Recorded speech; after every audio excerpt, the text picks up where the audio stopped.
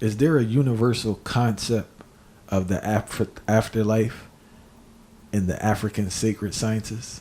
Absolutely. There is a universal concept of the African life and African sacred science. Now the Yorubas call it Awo, A-W-O in our language. And in Awo, the way they explain it is that we're born into a family, or what they call an Ibi. And when we're born into this Ibi, in the first manifestation of that particular family line, whether it goes back 5 million years, 2 million years, 500,000 years, that you will eternally be evolving and rebirthing into that family line, right? What's the word that they use? Reincarnation. All African systems talk about reincarnation, right?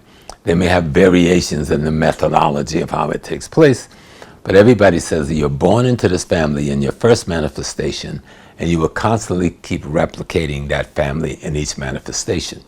They even have steps that you take.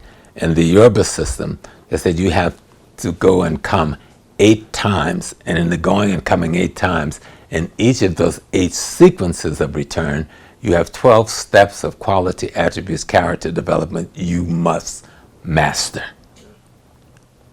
And there is a period where you don't have to come back anymore, where you become a part of the great light energy that you were before you were expressed as an aspect of the essence of that great energy that begun your process.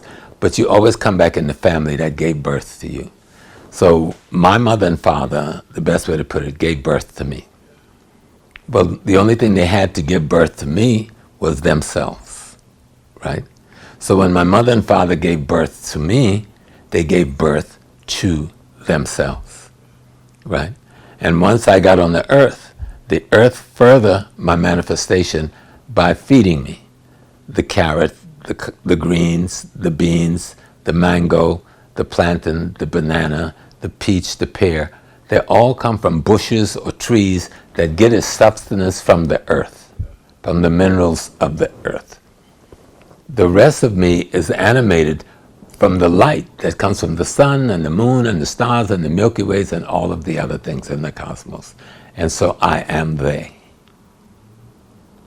And that is replicated when I give birth to my children. Me and my wife give birth to ourselves, and we were the product of our parents who had given birth to themselves when they gave birth to us. So we are a continuum as an unbroken string of living. There is no dying in this process. There's transforming, but no dying. There is no afterlife. There's only this life. I am my mother and father. I am my grandparents. I am my great-grandparents. I am my great-great-grandparents. I am my great-great-great-grandparents, and I am my great-great-great-great-great-parents. I'm a culmination of all of them, and my children is a continuum of all of that for eternity. That is the African concept of life. You know, it is forever beginning and forever living. Life is forever living and forever beginning. We constantly, beginning means we are constantly restoring our beingness. Okay? We are the universe. We are microcosm of the macrocosm. You know? And it's just like, we can look at my hands, it's 5 fingers, right? You see 5 fingers. But what I see is billions of tiny little creatures called cells that have united to create the illusions of 5 fingers. But even in the illusion, they've created a utility and a possibility of use. But yet this is not one thing. This is billions of little things working in unity to create the one thing. That's perpetual. And as they die every day and we wash away the dead cells, they're renewed and give birth to themselves every day that you don't even realize you've washed away millions of dead aspects of yourself that is being renewed in every few days. You're renewing your whole body. Every few weeks, we are new body, constantly renewing itself. When the total organism collapsed because of overuse it goes back to the mineral that it came from in the beginning. The water evaporates and goes to the sky. It comes back down in rain. We drink the water that comes from all those dead bodies without even thinking about it. And that aspect of you that rot in the ground before they start putting us in metal boxes and steel boxes become the fertilizer for the very plant that you ingest and eat to continue your cycle of life, eternal and forever. That's African culture, African sacred science in just one aspect, looking at their, what's the word I use again? It's getting old, you forget things. Reincarnation process. And every African culture explains it in a similar way, you know. And people say, well, what about God? He. There's no African that call a God he. Africans don't even call one another he. Sometimes I may be called a she by somebody in the household. The woman may be called he.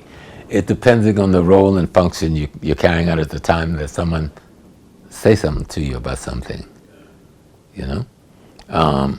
There's no God who is a he, and there's no God who is a she. In the African concept, God is every and all things at once, including you. You're an aspect of that every and all things at once. The space between you and I that is perceived to be nothingness have billions of microorganisms living full lives right in front of our faces, and we can't even see them. But we know they're there because we can breathe them in.